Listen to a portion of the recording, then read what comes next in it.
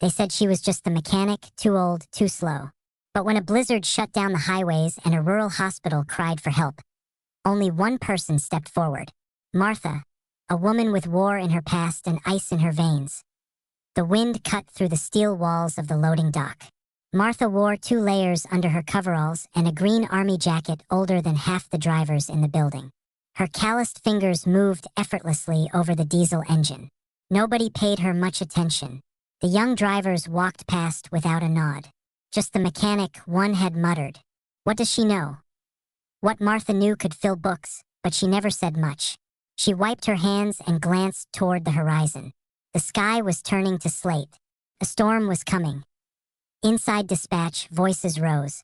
Hospital in Millertown just called in. They're down to 10 hours of meds in their ER. No way we're getting through in this, said another voice, young, tense. Martha walked to the bulletin board. Blizzard conditions expected, whiteout likely, travel discouraged.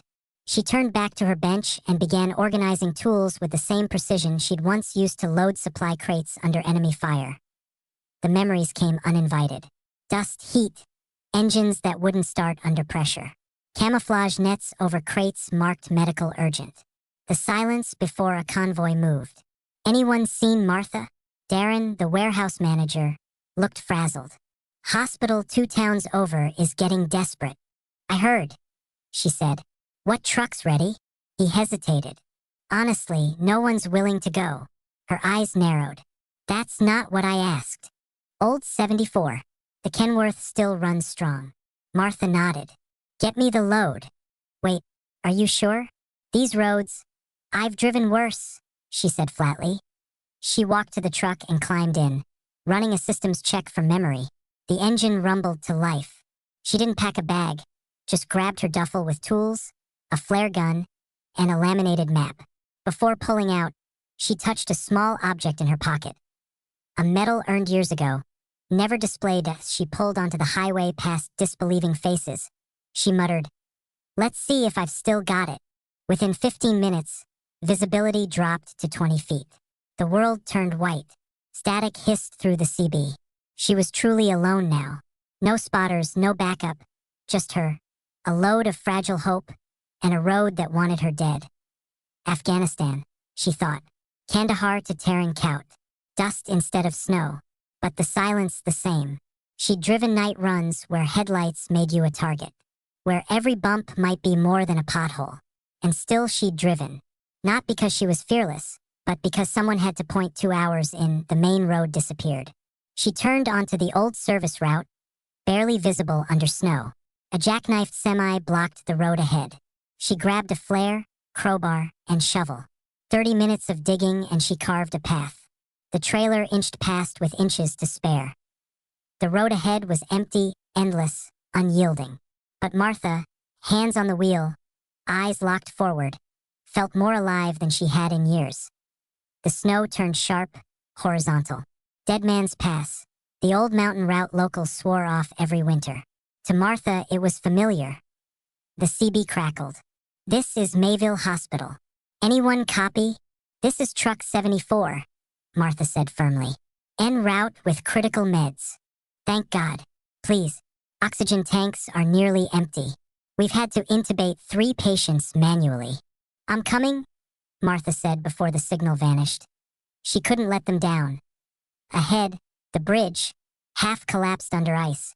Only one narrow lane remained, tilted, covered in black ice. No guardrails. Martha saw the convoy again, that cliff in Kandahar. The explosion, the silence after. But the nurse's voice echoed. Oxygen tanks are nearly empty. She climbed out, tested the boards with her boot. They creaked but held. She climbed back in. If I stop, someone dies. The truck rolled forward. The bridge groaned. The trailer tires danced sideways. She trusted gravity, trusted the tires, trusted herself. She made it across. Behind her, the bridge collapsed completely, swallowed by the wind, no going back now. But Martha didn't look back. Morning came gray and slow. Through the stillness came the low hum of a diesel engine. Martha's truck limped down the final hill, crusted in ice but moving. The Mayville Hospital came into view. Two nurses shoveled outside. Then they heard it.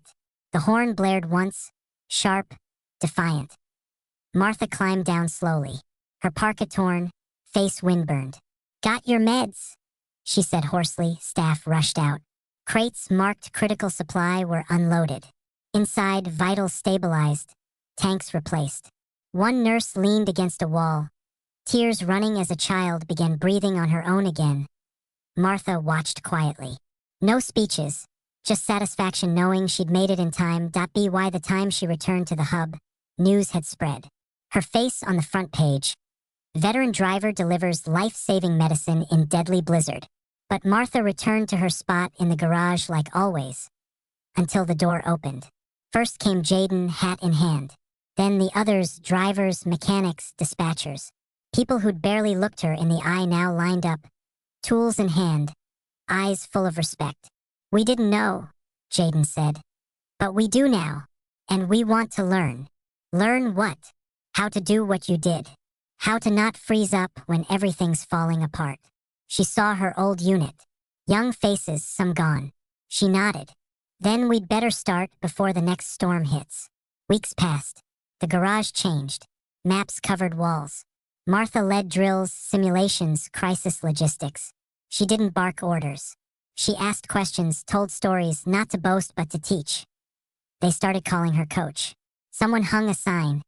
"Courage is a choice. Martha Wilkins."